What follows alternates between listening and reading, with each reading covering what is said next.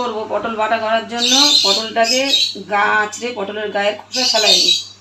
গা আঁচড়িয়ে ওটাকে ছোটো ছোটো করে কেটে একটু নুন দিয়ে একটু হলুদ দিয়ে সিদ্ধ করেছি। সিদ্ধ করে ওটাকে ভালো করে জল চিপড়িয়ে তারপরে রেখেছি। এটাকে এখন তেলে ভাজবো।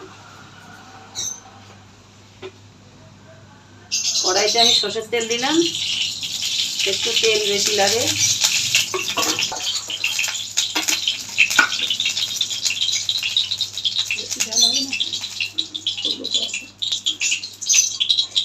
এবার 4টে শুকনো লঙ্কা ফোড়ন দেবো।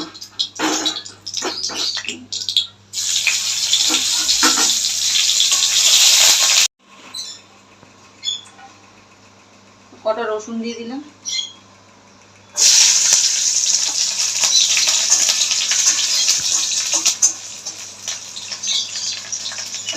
এবার কালো জিরে দিয়ে দিলাম।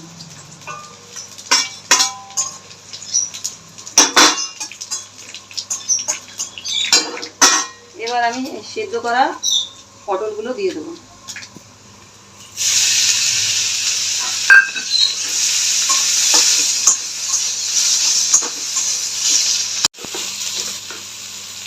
মধ্যে একটু হলুদ দেবো, একটু হলুদ দিয়ে দেবো,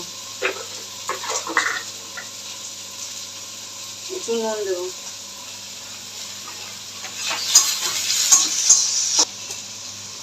স্বাদের জন্য সামান্য একটু চিনি দেবো। দিয়ে এটাকে এবার ভালো করে ভাজা ভাজা করবো।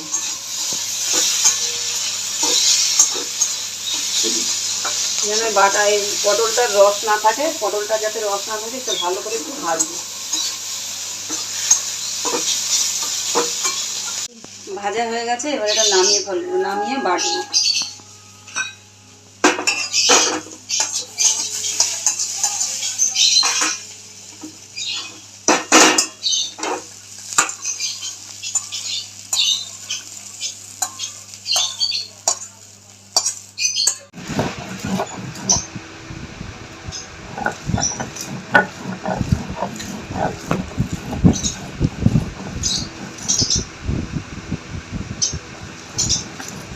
কিছু বাটা আছে,